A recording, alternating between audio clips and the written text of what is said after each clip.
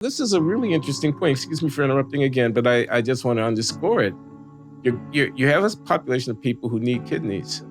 They are being kept alive by dialysis. You have a population of people who might donate kidneys if they were remunerated adequately. You could take the cost that you're spending to keep people alive on dialysis and bestow it upon those who would be thereby induced to donate their kidneys. Everybody's better off here, except the dialysis suppliers. I think we're underway. Hi there, Sally. This is The Glenn Show. Welcome. Thank you. I'm Glenn Loury, Glenn Show. We're at Substack. We're at YouTube. The Manhattan Institute sponsors The Glenn Show. I'm a senior fellow at the Manhattan Institute, John Paulson Fellow. Sally Satel is a psychiatrist, practicing psychiatrist. She's a senior fellow at the American Enterprise Institute and an author about health policy and mental health issues, a lecturer at the Yale Medical School, and a prolific author. And she's agreed to come on The Glenn Show. I'm so grateful, Sally. Welcome. Oh, thank you. You've been wanting to come on The Glenn Show for a long time, haven't you? Who Tell doesn't? the truth. Oh, that's so flattering. Thank you. Well, I'm certainly an avid listener, so I'm honored. Thank you. I mean, people should know that you write books. You wrote a book with the title PCMD. I gather you were upset about a kind of wokeism infecting the way that people practice medicine. Yeah, that book was from 2000. My goodness, 2000 or 2001. It's 2000. Oh, it goes back a long ways. I'm sorry to go back so far. Yeah, no, but it really anticipated what is now, virulent in medical schools. At the time I wrote that book, I was stimulated by two things. One was when I heard that at the university at San Francisco General Hospital, they were dividing up their inpatient units by the identity of the patient. So if you were a Black schizophrenic person, you would go to the Black unit. If you were an Asian with schizophrenia, you go to the Asian unit. If you were a gay person with a similar affliction, whatever it was, depression, psychosis, OCD, PTSD, anxiety, you'd go to the gay unit. There happened not to be one specifically for white people. I think they went wherever there was an extra bed. I kind of couldn't believe it that an identitarian lens had, imposed itself so kind of irrelevantly on the treatment of severe mental illness. But, when you think about the philosophy that was undergirding these units, the idea was that the mental illness was in large part a reaction to oppression, discrimination. And so that was their justification. Now, again, for people with severe mental illnesses, it's wholly irrelevant. I mean, I'm not saying that there aren't differences in, let's say, pharmacogenetics. Some groups have a tendency perhaps to respond a little better to some drugs than others. Actually, that's not so much true in psychiatry, but we are trying to perfect what's called pharmacogenomics. But it was irrelevant, and the sense of what the etiology of these conditions were was, frankly, to me, perverse. And so that really got my attention. And then another event got my attention, which is actually related to this. Actually, in a way, this is probably more relevant to a book I did later with Christina Hoff Sommers called One Nation Under Therapy.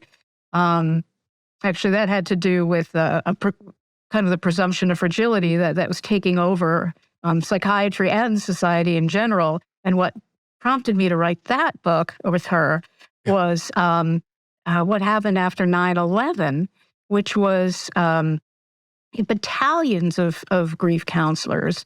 And the presumption, again, that people all over the country, now I'm not talking about people who were actually in the building and who witnessed horrific things, but that the average American would actually become mentally ill, would suffer from a post-traumatic syndrome just by virtue of this happening.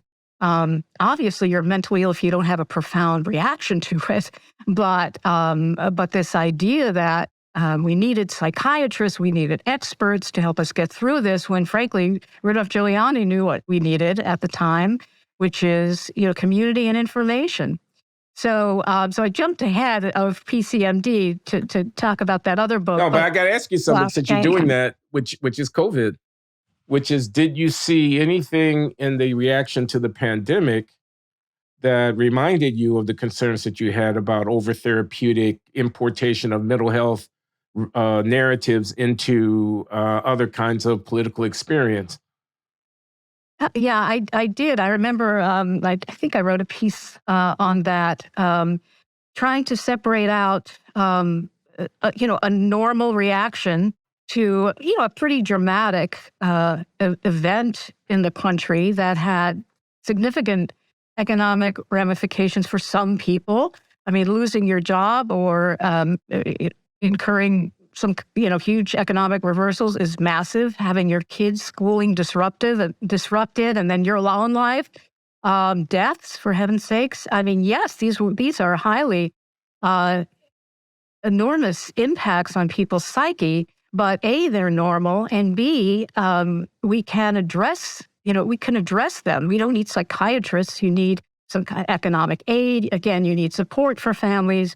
Now, of course, some people, and usually those with pre-existing difficulties, are more vulnerable to experiencing these kinds of adversities in dramatic ways. So they may need more help. And children, and young people who are in school, I think they did definitely suffer psychically. But the average person is resilient, and to the extent that people were highly distressed by the pandemic, some of the problems they were having is something that can be addressed socially with people who, lonely people that had to be more isolated. They could be visited. I mean, some communities really mobilized to do all these things. And as much as, identify as a psychiatrist, and I know so many brilliant people in my field, I've kind of been a critic for a long time about invoking us. We were kind of not needed. I really think people who have expertise should apply it in areas that need it. I mean, another example, believe it or not, was to Donald Trump. People kept saying, well, what do you think as a psychiatrist? To me and many others, not just me. And did you write publicly about that controversy? I did. Yeah, I wrote with Peter Creamer, who I don't know if you know him, but he was for a long time at the medical school. He wrote Listening to Prozac quite a while ago. Oh, well, I've heard of him then. Yeah. And we wrote a piece on basically on why are you getting psychiatrists involved?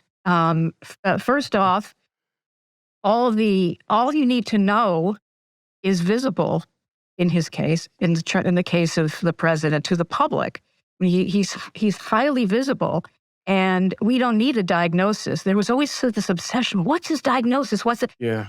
Not what his diagnosis is. In this case, let's just say it was a severe personality disorder. You can't fix that. If he acutely became psychotic or depressed, yes, for sure. No, but what it seems to me is it's the medicalization of something that's not really medical in order to appropriate the authority of expertise. Once I have it categorized as an issue of mental illness, and then I can invoke the trump card of the psychiatric authority to certify the mental illness, when in fact it's more like a political phenomenon where P.T. Barnum or whoever it is prancing around on the stage as president, and you have to decide whether you can live with that or not.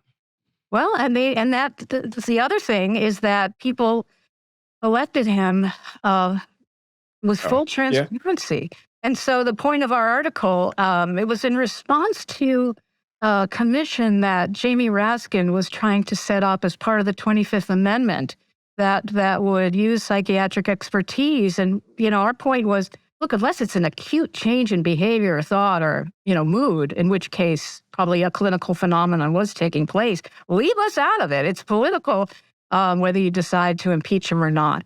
And do you agree with John Haidt that the Republican Party is politically stupid? Well, they're making, just look at the,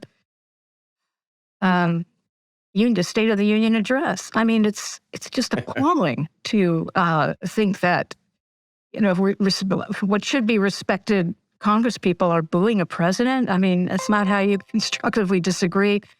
That alone. And yes, I mean, I was always a very apolitical person. I'm embarrassed to tell you the first time I voted, and it was for Clinton. But I could have voted probably for 2 presidents before that.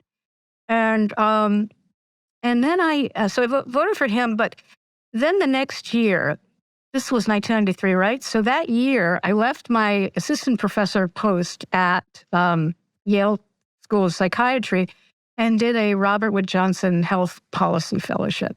And I it was through Robert Wood Johnson, which I'll be grateful to my dying day for that opportunity. You go to Washington for a year, work with a senator or a congressman, and it was fantastic. There were 6 of us. No one would wanted to go to a Republican congressman. So they actually begged somebody, please work with a Republican. And I was so apolitical. I thought, fine, I'll do it. And lucky me, I got one of the greatest Republicans ever, who's retired now, Nancy Kassebaum, Kansas. And it was an amazing year, but it was a time where these were such remarkable people. Alan Simpson, William Cohen. I mean, go on and on and on. But and I did a little work with the Veterans Committee, which is Alan Simpson was the chairman of that.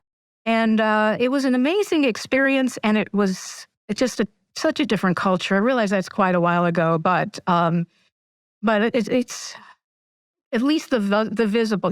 There are good congressmen there, but the visible ones are. I'm not very partisan, but it's just not pleasant. It's just not something to be proud of. I'm going to take that as a yes. The question was, did you think the Republicans were structurally somehow, and they've come upon hard times as a functioning mechanism for projecting a set of values that you and I might actually agree with? It sounds a lot better than stupid. Yes. Okay. Now, we were going to talk about organs. Okay. Yes, I have excuse the pun, organic interest in organs. I've come upon that very honestly because I've had 2 kidney transplants. And oh my God, 2? Well, I needed one kind of late-ish in life when I was in my 40s. But some people who, if they need them in their teens and 20s, they'll probably go through 3 or even 4 transplants because they don't last forever. And the medication you take, the anti-rejection medication you just have to take, have some nephrotoxicity in them. So paradoxically, the medication you take to keep the body from attacking your kidney is not that healthy for the kidney. So, but in any case, most people who are on dialysis, thank goodness I never was. I'm so grateful for that. But or who need a kidney suffer from hypertension or diabetes. Those are the 2 main systemic illnesses. You don't just lose one kidney. I can't tell how many people innocently said both kidneys. Yes, both. It's what's called systemic illness, which means frankly, it's your whole, whatever it is that is wrong, let's say diabetes or hypertension or lupus, but it hits many organs at once. So both have to be destroyed in the case of kidneys in order to be in renal failure, because clearly we can survive with one kidney because people donate and are left with one kidney. So in my case, it was a little bit of a mystery as to what happened, but, and clearly it happened slowly. Because I felt fine when basically an incidental blood test showed that my kidneys were failing. And in fact, a lot of organ failure is like that. It's so gradual that until you lose about 70 to 90% of the function of an organ, you really don't know there's anything wrong.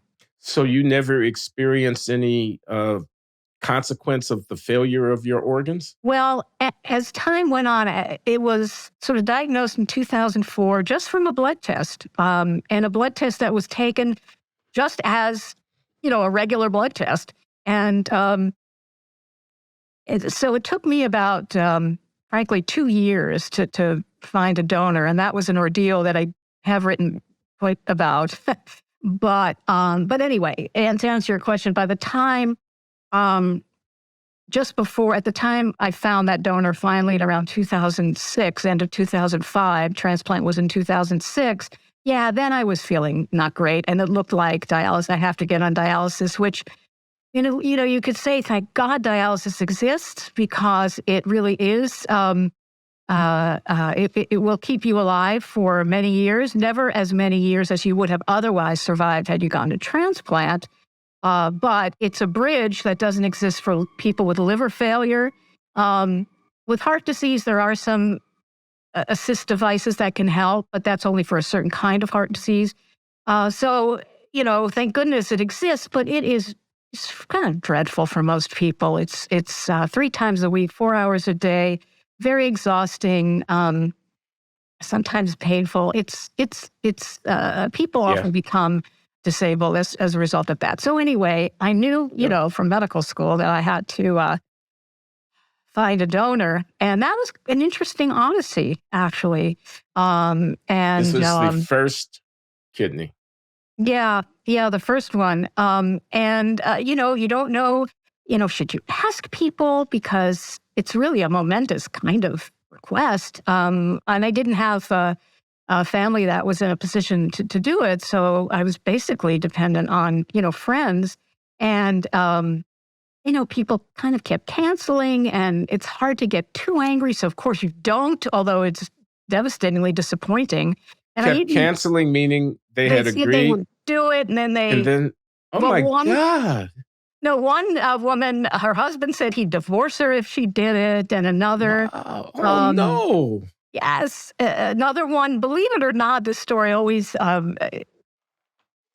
Her best friend happened to be a surgeon, and when she was telling her best friend she was contemplating it, that surgeon discouraged her. But and then I Wow. went, I went to something called matchingdonors.com, which is a nonprofit. I call it K-date instead of J-date because you kind of hook up with someone who wants to give an organ. K-date. Luckily, the ratio of people interested in donating, and they've made many, I'm sure they're in the thousands now of how many people they have matched, but people volunteering to donate without having in mind any specific person to whom they're donating? Yeah, it's called non-directed donation or Good Samaritan donate. Well, actually, non-directed, let me back up. They start out with the idea of non-directed, meaning I want to donate and I don't care who gets it. But they do select, they scroll through the names, and whoever looks most deserving or reminds them most of someone they love or whatever their rationale, they pick someone. Wow. Yeah, so I want to interrupt for a minute, though. I mean, I want you to go on with the story, but I just want to remark. I mean, because it strikes me, I've never at least thought about this, which is if you rely on a voluntary system, you create a circumstance in which people have to ask. Yes. As I'm a market so I'm an economist, and I'm thinking the alternative is that you let prices and you let people make decisions based on their economic interests. But this is creating both an opportunity for something, a kind of magnanimity or generosity, but also a burden of something. Because as you say, to ask somebody this, you place them in this position where they have to say yes or no. That's really costly to do because the answer sometimes is going to be no. But then when the answer is yes, and you get to the moment of execution and they say no, I mean that. So it's very interesting, the non-economic cost of certain different ways of doing transactions. And it's very fraught. Well, remember, this is the only arena in healthcare that's rationed. That's rationed in a really direct way. I mean, you could argue, yeah, we ration healthcare because if you have better coverage, you get it. But that's not the same thing. This is truly, you get the kidney and you don't. I mean, there's a lifeboat ethics dimension to it. And so that's why people should try to find their own donor if they can. A, because a living donor will last longer, and B, because you can avoid the list. which in DC and big cities is between 5 and 10 years. And chances are excellent you will die waiting if you have to wait more than... Die on dialysis. Yes. If you're over 50 or 60, you will probably die if you have to wait more than 5 years. So... well, how did you find a donor? Right. So thank goodness a friend ran into Virginia Postrel, the glorious Virginia Postrel, brilliant libertarian author, former editor of Reason, my earthbound angel, and just said to her, my friend said, "Oh, how's Sally?" Because, actually, I think it was Christina House Summers who was the friend, and said, "Oh, well, she's not that great. She's looking for a kidney." And I've never been more grateful for someone not respecting my privacy. And Virginia said, "Oh, well, that's interesting." And that night I got an email from her that in the subject line, it said, "Serious offer. I was told you're in this situation and I would like to help." And then she said the magic line, because we knew each other, but we weren't that friendly. "If I am a match, I will not back out." And she didn't. And that was... wow. Did you know her well before? No, I didn't. We were really kind of acquaintances. I knew friends who were good friends of hers. And so sometimes I would tag along and knew her kind of indirectly that way.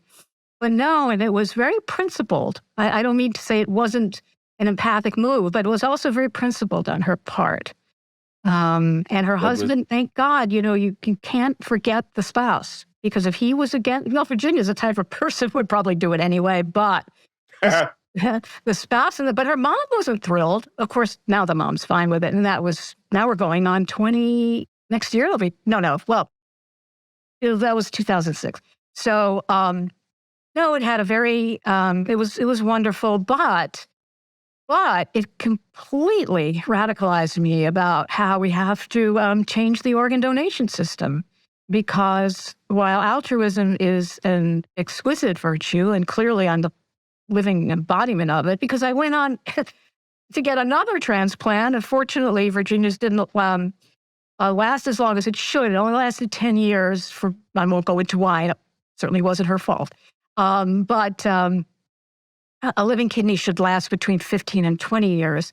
And but I had a friend in the wings who saw me go through this roller coaster of people saying they would and then they wouldn't, and this man backing out at the very end. I mean, this man I met at matchingdonors.com backed out like 2 weeks before. So it was really, that was challenging.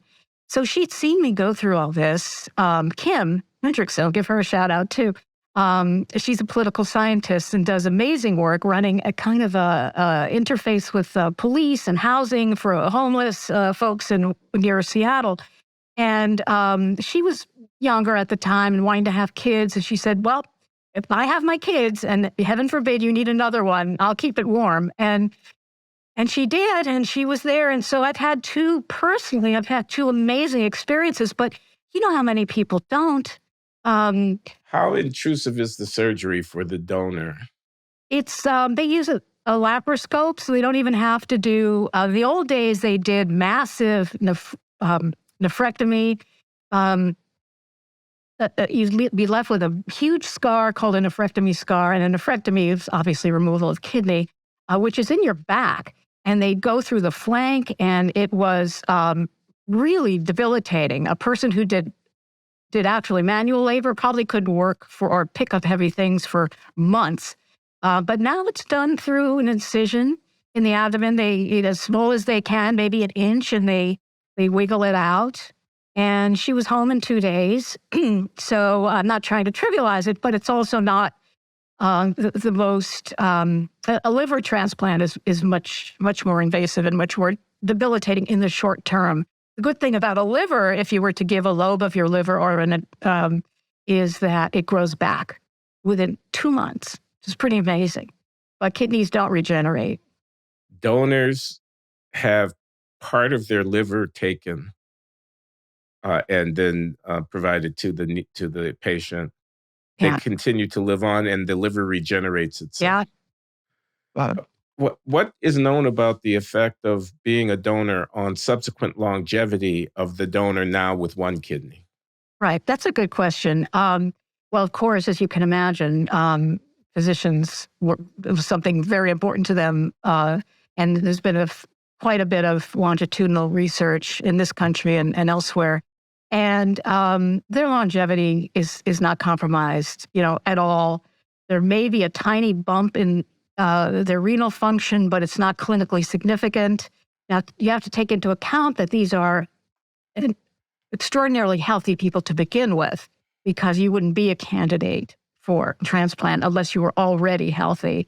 But there's no significant compromise, and all this is told to the prospective donor. I mean, there's a lot of informed consent, and there's in fact a waiting period that I sometimes think is deliberate. What I mean to say is, a lot of tests have to be taken, understandably, but they drag it out, I think, for like 3 to 4 months, when probably, if pressed, this could be done more quickly. But it's really not a bad thing, because it makes sure that the person really, is committed, really wants to do this.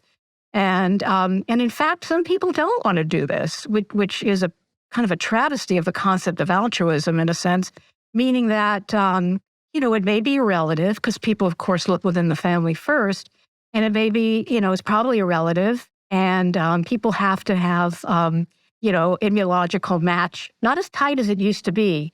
They can really compensate for mismatches. Like Kim was a type B, blood type B, and I'm A. But they do some extra finagling with you immunologically, so I could accept it. But nonetheless, you go to your family first, and if you have an identical twin, you are in great shape. And in fact, that was the very first transplant in 1953. It's the only reason it probably could be done, was because the immunosuppressive medication regimes were not perfected really until the 90s, but there was a big leap in the 80s as well. But let's say you never liked your brother. He stole your girlfriend, or you're just terrified of surgery. Or you think, well, my wife has diabetes. Maybe she'll need a kidney one day, and I want to save it for her. A million reasons that people kind of don't want to do this. So, but they're afraid. Excuse me for interrupting again, but it relates to the point I was trying to make earlier, that if you rely upon having to ask and people having to say yes, it creates a dynamic that can be very, very costly to relationships and to the definitely psychological health of people. There's a whole book written about that by I want to say 2 bioethicists, but I think one is a sociologist, and it's called The Tyranny of the Gift. And that's in everything.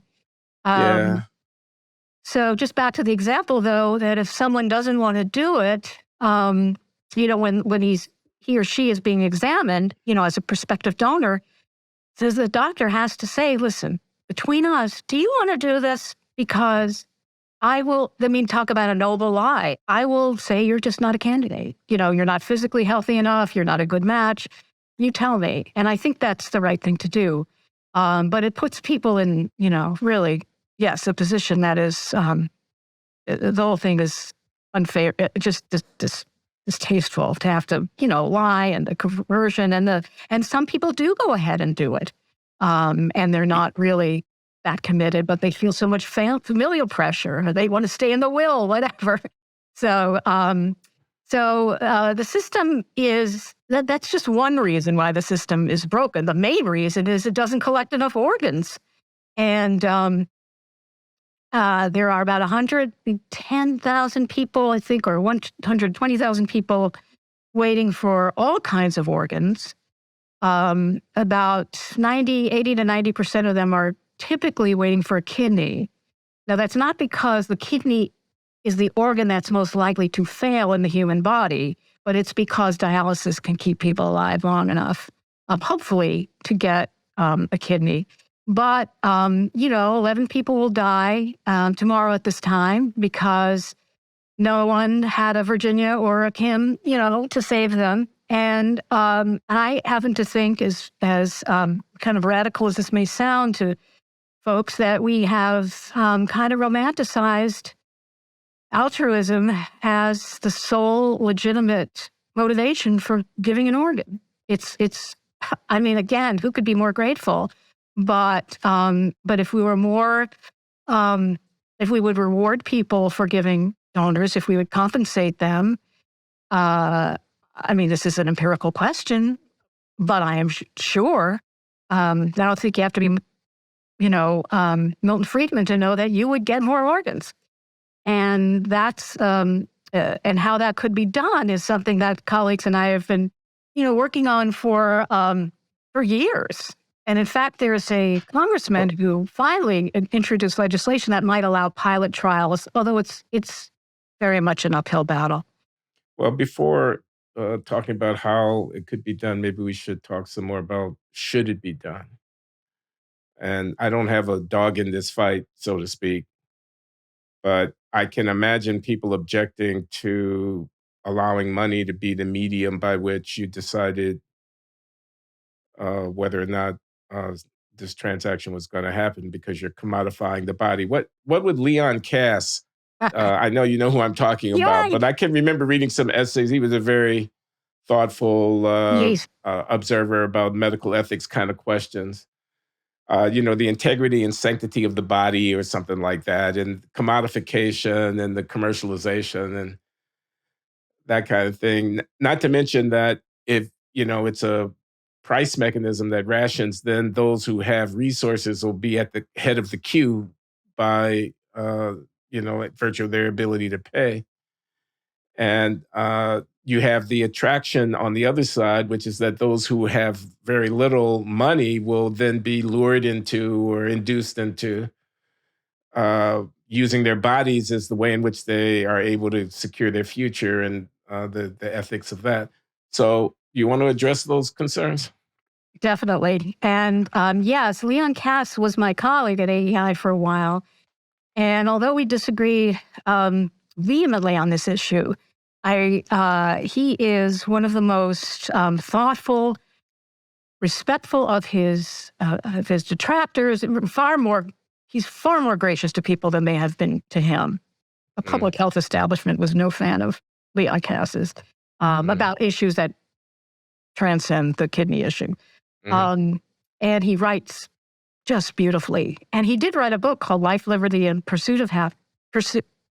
Life, Liberty. Oh my gosh, now I can't remember it. But he had a chapter on, maybe it was Life, Liberty, and the Pursuit of Dignity. Maybe that was it. But anyway, he had a whole chapter on this issue.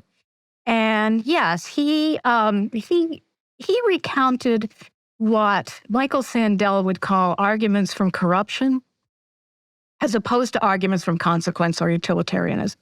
And the arguments from corruption are ones I can't ever explain well because they're so alien to me.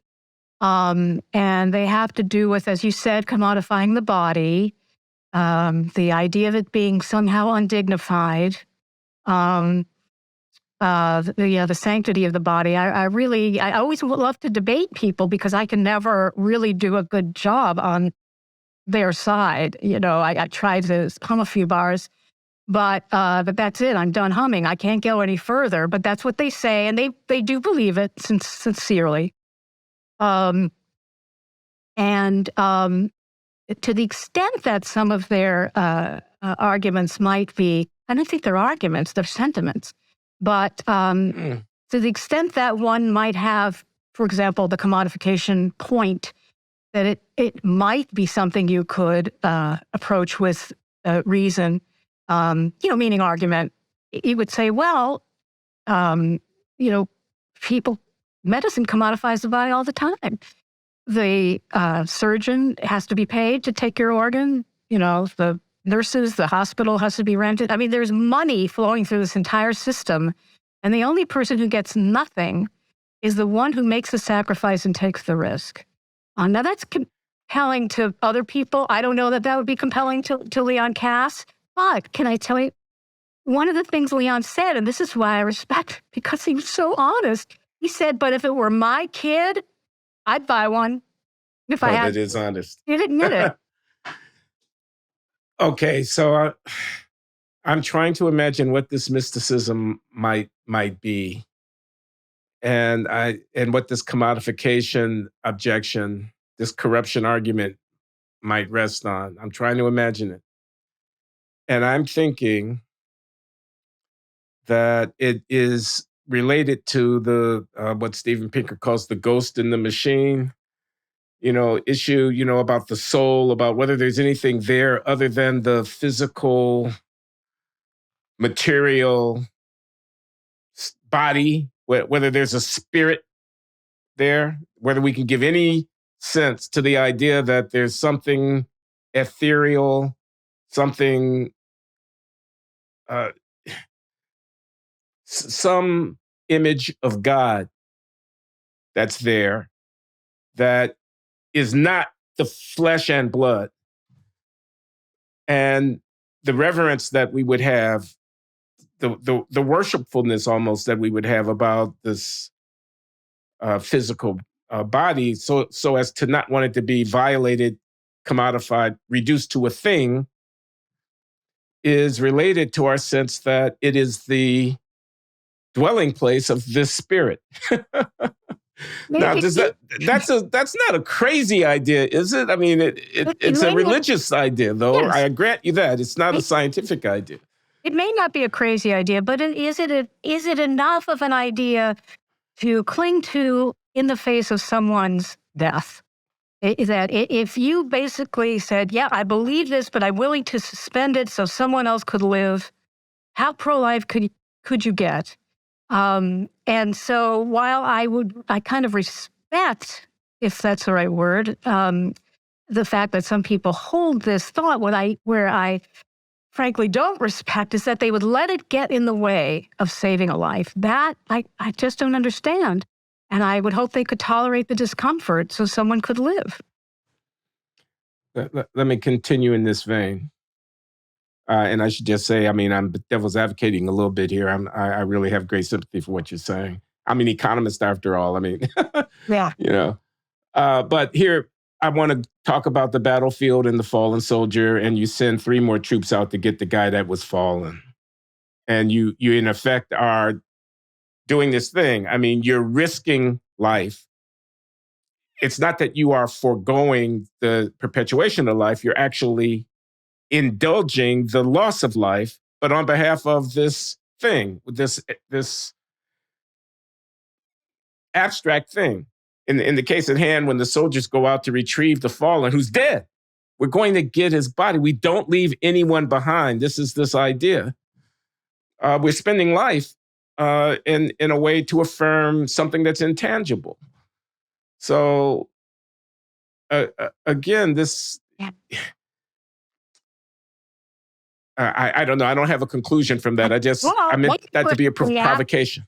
Yeah. If we're willing to do that, then we should be willing to engage in an activity where no one dies or is even at risk of dying.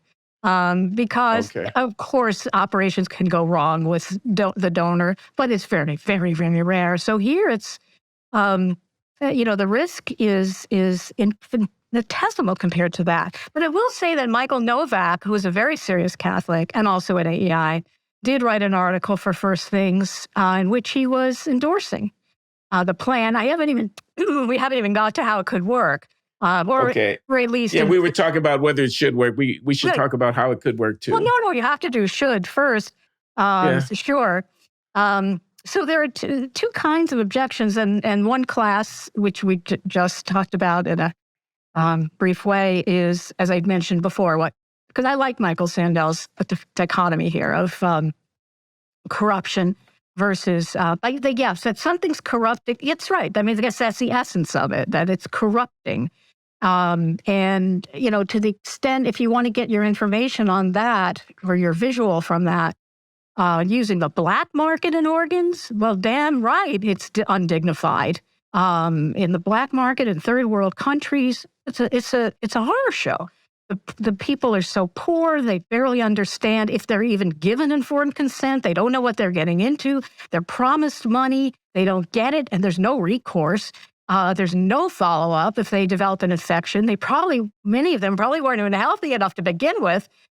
Oh, it's a disaster. So yes, that is an embodiment of all your worst nightmares. But That's why we need a white market. I want to go back a little bit because this is Okay. a new point. It's important, and we can come back to it. The point being that if you forbid it as a market, you don't actually forbid it because you just take it off the books, and then it's like it with drug trafficking stuff.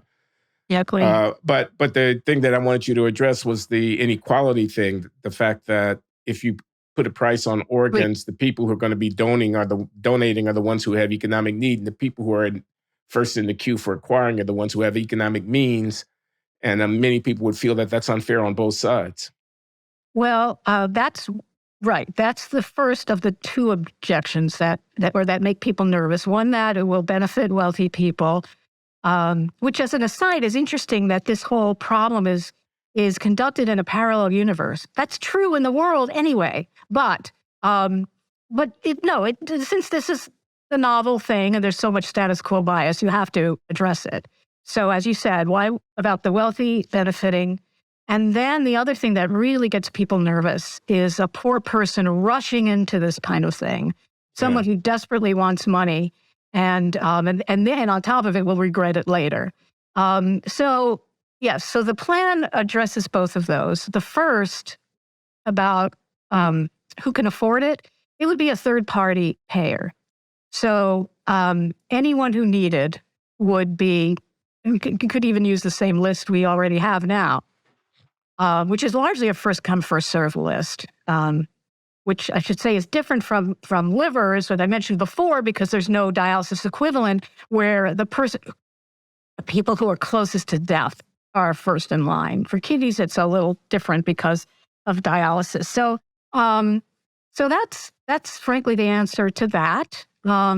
It would have to be, I think, the feds or a charity that they have sanctioned to do this. And okay, so there would be a fund. Yes. And people on the list would be able to acquire organs from donors who will be paid from this fund. Right, except we're not, well, that's the second point we'll get to in terms of how they would be rewarded. But I can tell you where the money would come from. That's a no-brainer, would come from dialysis, which is a $35 billion a year cost to Medicare. It's unbelievable.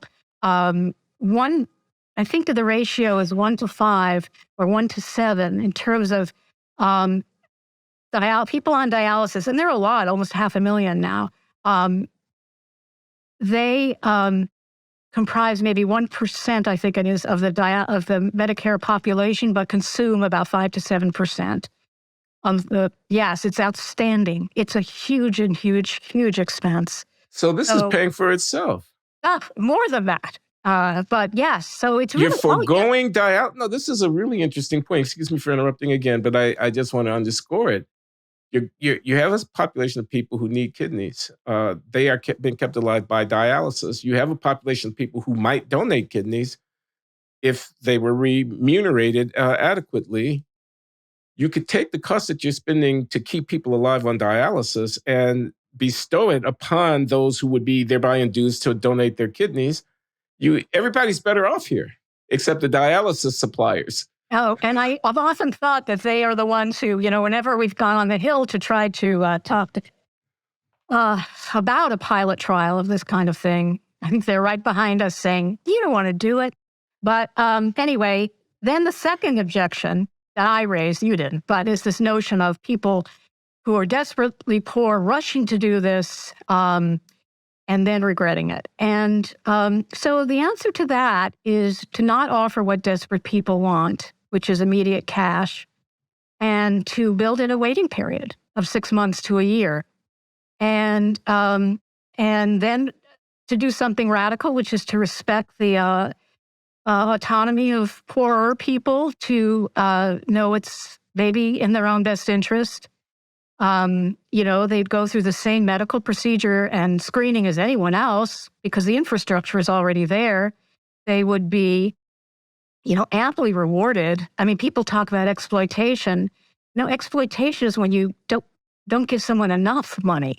So we'd be quite generous, and there's enormous gratitude for it. So I don't see what's undignified about a procedure like that.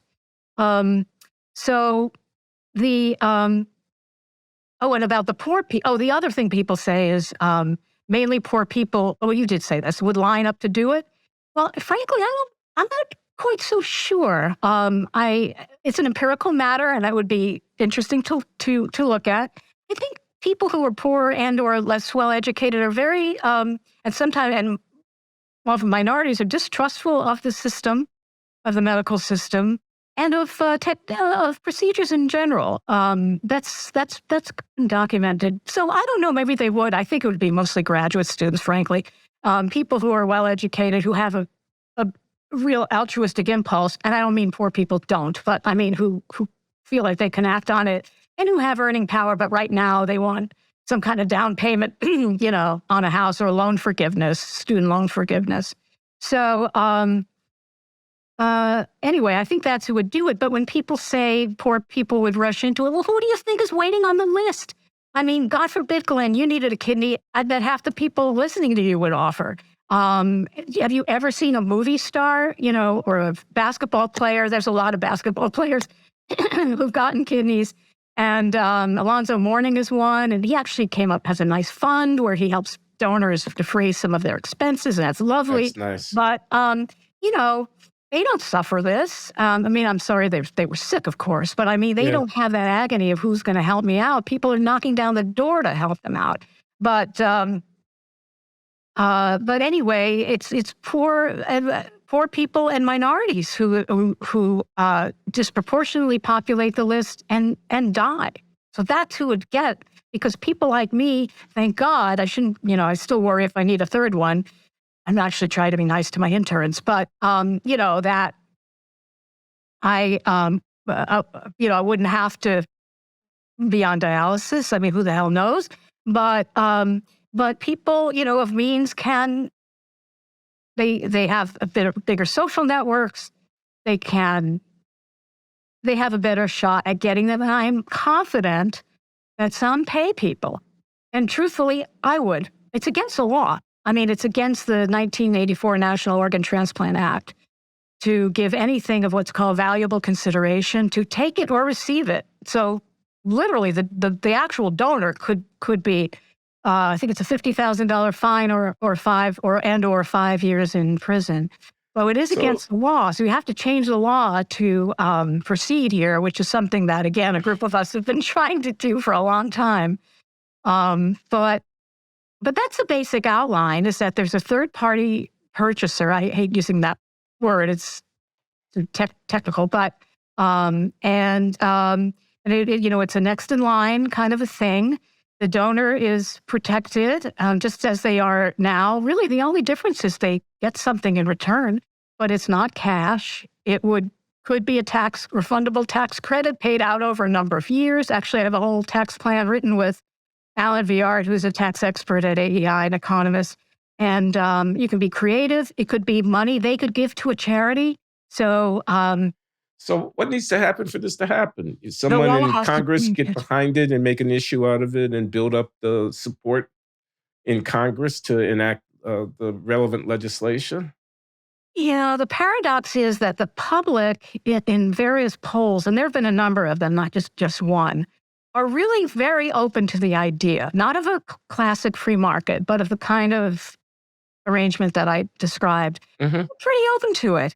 And over time, the transplant surgeons have become more receptive. The American Society for Transplant Surgeons did a poll a while ago that was the majority, at least wanted to study it. But you've got a very vocal minority and that's who care, unfortunately, it seems, the vocal minority of people who raise all the questions you did and don't accept the answers. Because I can answer, I think, I don't mean to sound grandiose, but honestly, I've yet to hear an objection that I don't have some kind of way to, if you're honestly posing the objection, allay your anxieties about it, other than, again, the corruption. These people in this vocal minority, are they cultural conservatives, religious people? Or is that the root of their objection? Yes, they're the bishops. The bishops are not on board, and they have really some disproportionate clout, especially with Catholic members of Congress. And then, and I will call them out because I've been criticizing them all the time, the National Kidney Foundation, which is unfortunately the main what do you call that? Like public interest group. They also fund research.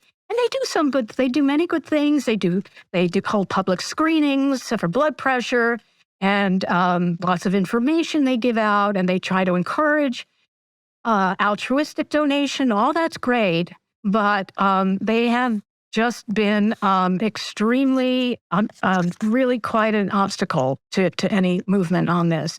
But as I did mention, there is a bill in Congress that does have a provision for at least trying pilot trials. And I do know some transplant surgeons, notably one in Minnesota and another in Florida, who could be their dean or the president of their medical center would say, "You're not doing this," but they'd like to do it. And it's just, I don't really talk to people on planes because I'm asocial, but if I ever do, I really take my own little private poll. Just, hey, where are you going and what do you think about organ sales? And I have never met anyone who didn't say, oh, well, the responses range from, yeah, sure, of course, to, maybe, to, not sure, but let me think about it. Now, I haven't sat next to Leon Cass on the plane, or his, equivalent, and they're out there for sure. But most people they ask the right questions, the one you did, because there's, an intuition that it could be unfair, and there is a yuck factor for some people. Of course, I'm so habituated to this notion that I don't feel it, but I acknowledge that some people go, organs, but almost every open-minded person says, it's something we should try because so many people are needlessly dying. I presume that you would be troubled by organ harvesting, by, giving them pecuniary incentive, somehow human beings being produced.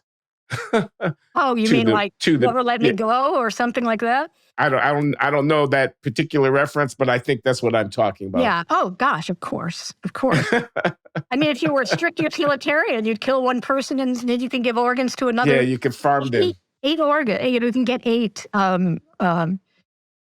Yeah. Well, yes, of course I am. And I gather that the expedients like driver's license with the designation of organ donor doesn't work because you need live organs. You don't want. No. You can certainly use deceased organs. I mean, that was the system for, that was the majority of the system for the longest time. Although now it's almost half, not quite, but living donors that are transplanted. And you do get, on average, 1.5 kidneys from each. What's called a cadaver. But no, not enough people die in a way that make their kidneys usable. And there's also been in the news a lot lately I'll be fairly brutal, but the fecklessness of the OPO, the Organ Procurement Organization, which is run by it's run by it's called UNOS, United Network for Organ Sharing, that has a monopoly contract with the government. It's 1987, which is the year that, God bless him, Al Gore is behind establishing this nationwide list. And I will say that in some of his congressional statements early on, he said, if this doesn't work, if the altruistic system is not enough, it's not an unqualified failure, but it is a qualified failure. If it's not enough, we should think of doing something for donors. And in his case, it was a contribution to the estate of the person, because at the time, 1987, deceased organs were really the ones most used. So the ones you'd want to incentivize was a family to donate, or a funeral benefit, that kind of thing, which we should be doing anyway. But the OPO is so bad in many states at collecting these organs. They're the ones who come to the hospital and talk to the family about donating. So many get lost on airplanes. It's stunning. So there's really serious review of whether they should keep getting this contract. So that would get us more kidneys. There's no question. If they did their job right, there would be a few thousand more. But remember, I said almost 100,000 people are waiting. So that would be wonderful. And then Congress could, again, I don't think this is a game changer in any way, but Congress could be much more generous in helping donors defray their cost, because I was lucky I could, and I wanted to pay for Virginia to fly from, he was in Texas at the time, and for Kim to come from Seattle. What if I couldn't afford it? And what if they couldn't afford it? So there is a fund that helps with that, but it has a cap of $6,000. It requires that the patient, the recipient, me, would have to be only 350% above poverty. Why is that? It should be nothing. You should not lose 1 cent giving an organ to someone. So there are those things, and they will help, but they're certainly not enough. And I'm telling you, Glenn, until we perfect xenotransplantation, which is basically genetically modified pig organs, and a lot of progress is being made, but until this problem is technologically solved, it will still be this tyranny of the gift and the tyranny of the list. And I'm quite convinced, and I'm not the only one, that the only way to make a really significant dent in this list, clear it out until the pig kidneys are ready, and then it'll be like getting a hip transplant. A hip implant, that we have to reward people. And I keep saying it. I've said it a lot, but it's a tough fight. I'm sitting here thinking, Sally, that this is something that you will, with all likelihood, have to face again. I might. God willing that you should live that long. Yeah, I don't know. I can't really think about it all the time. And I guess not. Thank God I have spectacular doctors, which could be I don't know if we have to kind of start ending, but it frankly could be a great segue into what's going on with medicine these days and the quality. I think, the sacrifice of some quality to values of diversity, equity, inclusion, but maybe that's for another time. Why don't we make that the next conversation? We're kind of at the end of the hour here with Sally Satel, Senior Fellow at the American Enterprise Institute. Do you have a book or a major article in which you summarize? You must do. You're thinking on the organ transplant question, which is what we've been talking about. Yeah, I wrote a book. Actually, it was an edited book. It's good. It's called "When Altruism Isn't Enough: The Case for Compensating Kidney Donors," and it's an AEI Press book, so it's free. You can find it online. And I did write a long article it was in the New York Times Magazine on the whole. I think it was called "Desperately Seeking an Organ" or something like that. Oh. See, that's a personal view, but I have written quite a bit, and I have a website that maybe you could list. And that's everything you want to know about kidneys is there. And if anyone has any questions, please call me. I'll make sure that our able assistant, Maya Rakoff, gets the URL for the website in question so that we can make sure it goes into the notes on this post. So, Sally, thanks a lot. Well, thank you so much. Okay. Signing off now.